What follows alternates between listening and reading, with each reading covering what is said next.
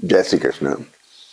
धनु राशि, धनु लग्न, आपके लिए ऐसा वक्त दोबारा मुझे नहीं लगता आने वाले समय में कभी आएगा जब आपके गुरु और शनि जैसे सब ग्रह, क्योंकि अव्वल तो क्या गुरु एक ही राशि में 12 महीने में 12 साल में आते हैं, तो आपको इस पोजीशन को लाने का, फिर इसके बाद में शनि भी उसको इफेक्ट करें जरूरी नहीं है।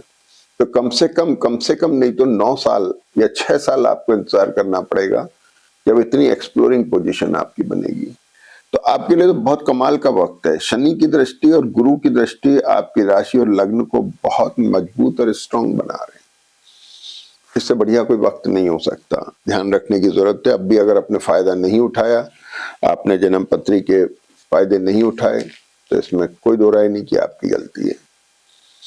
दूसरी बात, गुरु आपको मदद कर रहे हैं। 12 मार्च के मार्गी होकर के और बेटर हो जाएंगे। मैरिटल और बिजनेस रिलेशनशिप को और स्ट्रांग बना देंगे, स्टेबल कर देंगे। दूसरा, केतु की भी यहां दृष्टि है और इस केतु के ऊपर राहु सूर्य दृष्टि है। तो केतु रिकॉग्निशन दे रहे हैं, गुरु आपको रेपुटेशन दे रहे हैं, एक्सप्लोरेशन दे रहे हैं, यानी उठाव, अपलिफ्टमेंट, आपकी पोजीशन को उठा रहे हैं। मंगल भी सेकंड हाउस में चल रहे थे, पंचम भाव पे दृष्ट रहे पिछले कई महीने, लेकिन इस वीक के अंदर ये शिफ्ट हो जाएंगे। तो आपको मानसिक तौर पे भी अच्छे हैं। थोड़ा स्ट्रेस था, वर्क स्ट्रेस भी रहा, लेकिन काम भी इसने परफॉर्म कराया। वर्गोत्तम के राहु केतु ने आपको मदद की। केतु की दृष्टि पंचम भाव पे आपके काम के एग्जीक्यूशन के लिए फायदेमंद थी। और सबसे बड़ी चीज है कि गुरु जो है मैरिटल और बिजनेस रिलेशनशिप को थोड़ा स्टेबल मोड में ला रहे हैं। ये एक चीज रही। अब शुरुआत करें इस वीक की, तो 23 तारीख को सबसे पहले चंद्रमा आपके पंचम भाव में है और ये चंद्रमा भरणी नक्षत्र के हैं दिन में 4:30 बजे तक। तो भाई आपको ध्यान रखना है, 4:30 बजे तक कोई भी ऐसा बड़ा निर्णय ना लें। हाँ, एसेट को लेके ये निर्णय कुछ दिलवा सकता है, ट्रैवल को लेके कुछ, लेकिन अपने को ध्यान रखना है कोई बड़ा निर्णय ना लें। कोशिश करें समय को टालने की, क्योंकि भरणी नक्षत्र के लिए हुए निर्णय पुनर्विचार करना पड़ सकता है। दूसरी बात, चंद्रमा जो है 23 तारीख को, और 23 तारीख को ही खास बात ये हुई कि मंगल मकर राशि से कुंभ राशि में आ गए। मंगल अस्त हैं, लेकिन यहां राहु केतु के बीच में आके और ज्यादा इफेक्टिव हो गए। यहां तो मंगल सेकंड हाउस से देख रहे थे, यहां मंगल राहु केतु के बीच में आके आपका 12th लॉर्ड जो एक्सपेंडिचर का होता है, एक्सपेंडिचर में बताता हूं, या तो आपका खुद का एक्सपेंडिचर हो जाए, ट्रैवल हो जाए, या धन का निष्कासन हो, दोनों चीजें। दूसरा, पंचम भाव का लॉर्ड संतान का, विद्या का, आपके मानसिक किए हुए कामों का, आपके माइंडसेट का, ये सारी चीजें मंगल गवर्न कर रहे हैं। तो मंगल सूर्य के साथ एग्रेसिव हो रहे हैं, राहु के साथ बहुत स्टेबल और स्ट्रांग मोड में आ रहे हैं, और बुध और शुक्र के साथ आके परफेक्शनिस्ट हो रहे हैं। तो कुल मिलाकर के मंगल का कुंभ राशि में आना आपको और ज्यादा मेंटली एक्टिव बनाएगा। तो मानसिक काम करने वाले, पढ़ने वाले बच्चे, इनके लिए बहुत अच्छा होता है। अगली बात, मंगल यहां आ गए तो मंगल सूर्य के साथ बैठ करके आपके लिए सिबलिंग्स को लेके कंसर्न है, प्रोफेशन को लेके खास तौर पे है।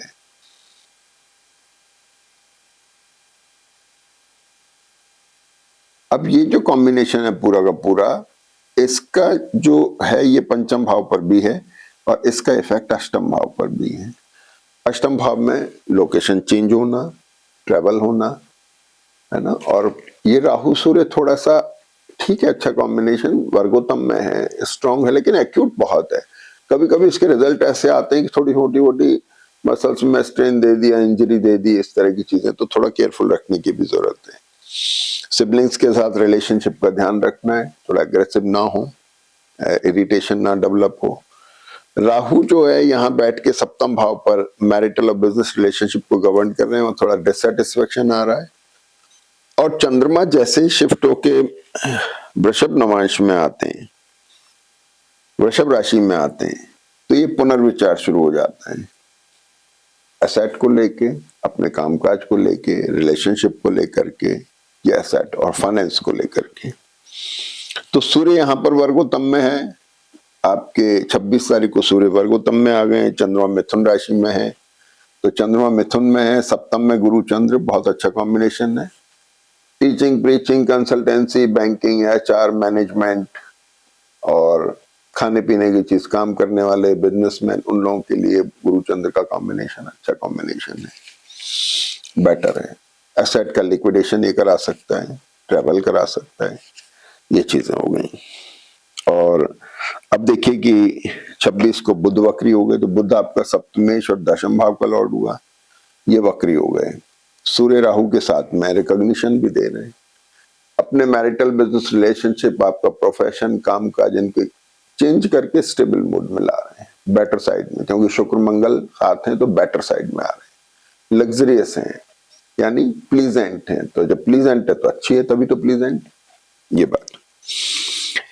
तो अब यहां पर देखेंगे कि 26-27 तारीख के आसपास में राहु, सूर्य और शुक्र बुध, ये दोनों बड़े क्लोज हो गए।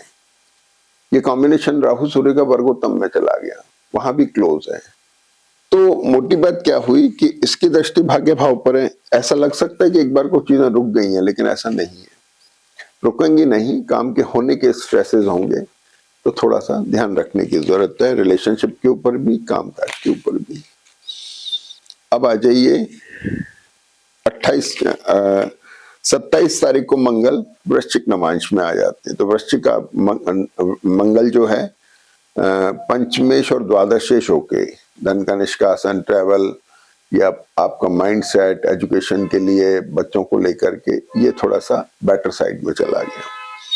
और 28 तारीख को चंद्रमा कर्क राशि में आ गए, अष्टम भाव में, ट्रैवल करा रहे हैं, धन का निष्कासन करा रहे हैं, एसेट रिशफल करा रहे हैं। और इसके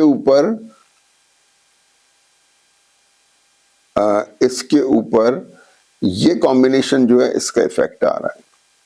तो अभी आपको ध्यान रखना है, एग्रेशन से बचना है, थोड़ा सा एक्साइटमेंट से बचना है, कुछ एग्रेसिव होकर बड़ा डिसीजन ना लें, इस चीज से बचना है। परफेक्शनिस्ट आप हो ही रहे हैं, ट्रैवल करा सकते हैं, एक्सपेंडिचर दिख ही रहा है, तो थोड़ा सतर्कता बरतिए। बाकी चार्ट बहुत स्ट्रॉन्ग, अच्छा मूड में है। तो धनु राशि, धनु लग्न वालों को बिल्कुल नहीं चूकना चाहिए, भरपूर मेहनत करके फायदा उठाना चाहिए। जय श्री कृष्ण।